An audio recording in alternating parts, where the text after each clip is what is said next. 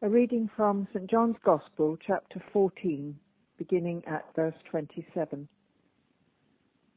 Jesus said, "Peace I leave with you, my peace I give to you. I do not give to you as the world gives. Do not let your hearts be troubled, and do not let them be afraid. You heard me say to you, I am going away, and I am coming to you.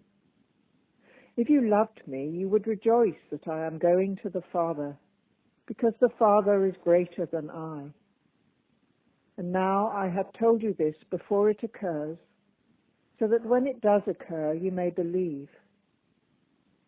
I will no longer talk much with you, for the ruler of this world is coming. He has no power over me, but I do as the Father has commanded me, so that the world may know that I love the Father. Rise, let us be on our way." Walking, as in going for a walk, has been a big part of my life since childhood. It has been a saving grace of lockdown for me to be able to go out and explore the local footpaths. And as for my husband, well, on the days when he isn't going into Portsea for work, he sets off after breakfast, cross-country, all the way to Petersfield, with the express purpose of buying the newspaper, and proudly tells me on his return how many miles he has covered, how many lovely dogs he has met on the way, and about the socially distanced conversations he has had with their owners. Meanwhile, I get on with some work.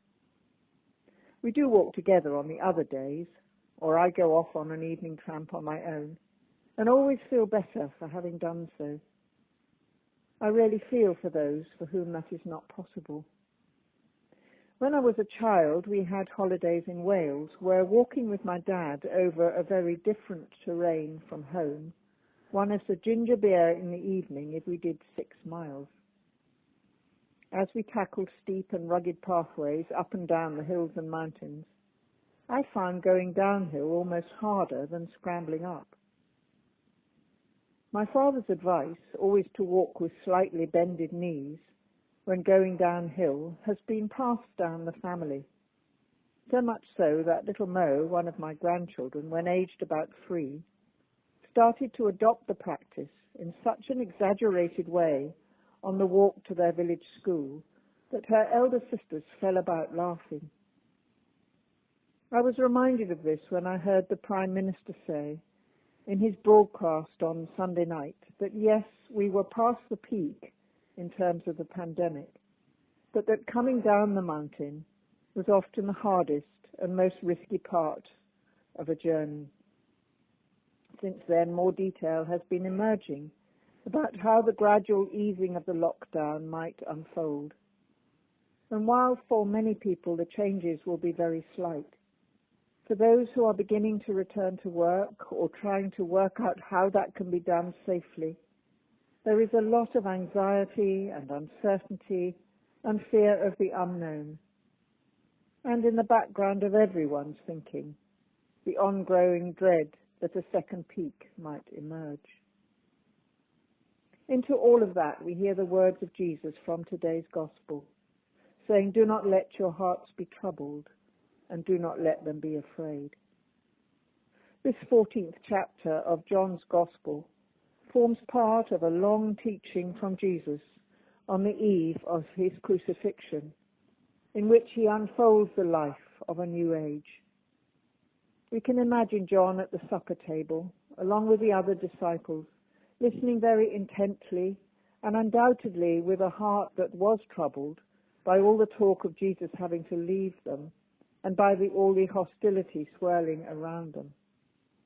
We can imagine too how, after the events of the days that followed, John took many years to meditate and reflect on what he had heard and on the meaning of what he had heard before he wrote his Gospel.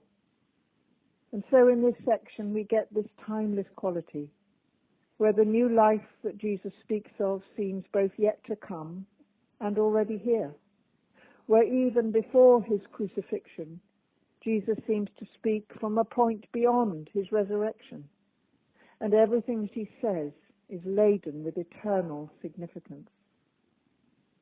The disciples have been wrestling with this idea that Jesus has to leave them in order to return to them. Thomas complains that they do not know where he is going, and that therefore how can they know the way? Philip demands to be shown the Father so that they can be satisfied. And in the passage we heard yesterday, Judas, not Iscariot, wonders how Jesus is going to reveal himself to them when he is not physically in the world. To all these different questions, Jesus talks about relationship and about dwelling in that relationship, he and the Father in him, and about how in loving and trusting in that relationship, we can be drawn into it, so that we too share in that life and that love and that indwelling. It is the Spirit at work in the disciples that will enable all this, as the truth of what he has said is unfolded in their experience, and as they learn to let go of him in one sense and receive him back in another, as they learn to love one another and to share in his life together. That is what we are called to do, to allow that place in our hearts to be unlocked, that God may dwell within us, and where love of God can flourish and grow into love of one another, and the sharing of life together in Christ. The gift Jesus would bring, and the gift that can be ours, is the gift of peace, a gift that works at a deeper level than anything the world can give. In all that lay before Jesus, and in all that lay before the disciples, and in all that lies before us, that was and is the promise, that instead of fear we can have peace. Instead of troubled hearts, we can find rest. When the risen Jesus came through the locked doors of the house where the disciples were huddled for fear, he came through too the locked doors of their hearts and set them free to live the life of the new age he had ushered in. His first words were of that peace that only he could bring. May that peace be yours this day and always. Amen.